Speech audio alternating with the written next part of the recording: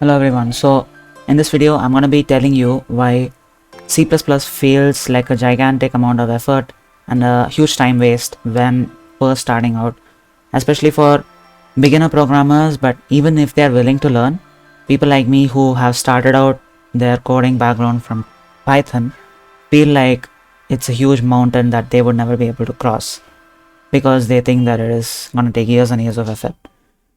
So what I'm showing you here is a 3-line Python program that calculates the exponent value of a certain number. So if it's 2 power 2, it's going to give us 4, and it is quite literally 3 lines. So the base number, let's enter it as 3, and let's enter the exponent as 2, it's going to give us 9. It's pretty simple and it works quite fast. Now in C++, let me just show you how much time and how much effort it requires to code the entire thing together. Now I am not going to be going to include this right here. I don't think I should include this. Wait, did I do it right? Yeah. So what instead I'm going to be doing is include and using standard input and then using standard inline. Alright, so now that we're done with that, let's begin writing our function. Actually, I'm not going to leave any spaces just so that I can show you how many lines of code that it exactly works out to. So there are two parameters. There's a base, int base and int exponent. Of course, this is a statically typed language, so it doesn't really realize that it is an integer as fast. Oh, my bad. This needs to be assigned a value, so int. Alright, first of all, let's define a new variable called result and let it be equal to 1. This is a placeholder variable that's going to help us. And let's start a for loop for and then I equals 0, which begins the first iteration, and then I less than exponent, which begins the multiple iterations after the first iteration. And this is the ending closing line, which basically tries to tell you that it increments and iterates more. And we're done. Oops, for int equals a is equal to 0. And once we're done with that, let's begin the next step, which is result is equal to result times base, which is basically going to do this. So result is 1, so it'll be 1 times, let's take the base number to be 10, so 1 times 10 is 10. Repeat that again, so 10 times 10 is 10. Repeat that again, so 10 times 10 is 100. Repeat that again, 100 times 10 is 1000. So if we have entered 10 power 3, it's gonna give us 1000. Now we are done with defining that function. Let's create the main function. So this is just gonna be taking no arguments as such or other parameters.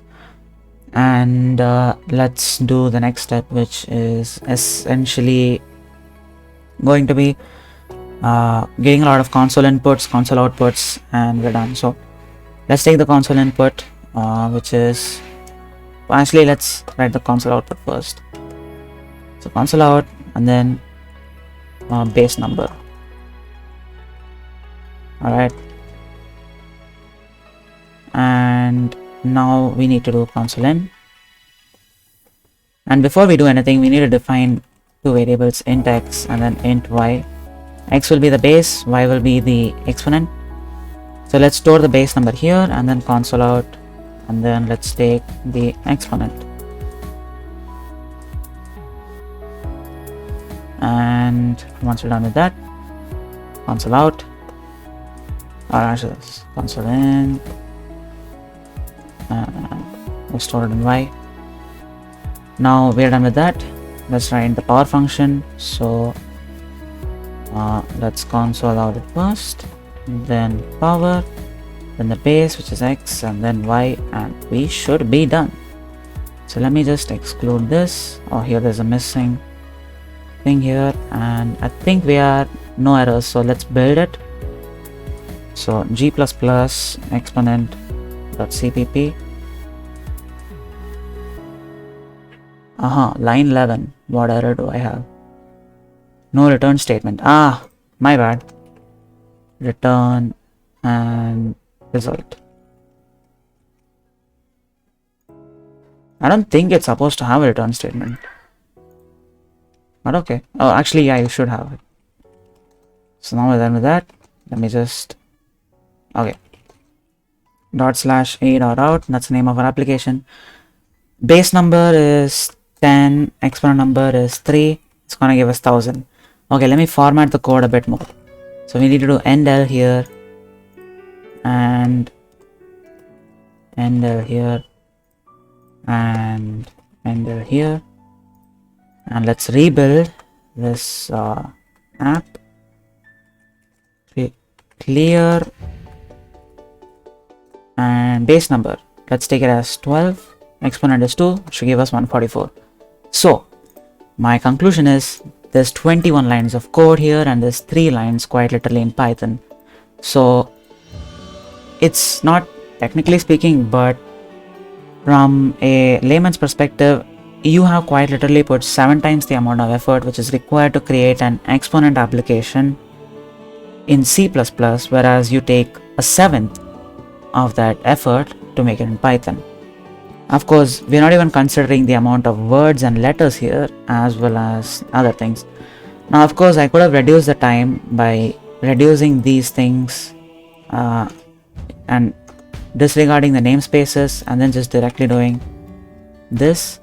But even still, it reduces to 17 lines of code, which isn't a significant... Okay, it is a significant difference. It's about, I'd say...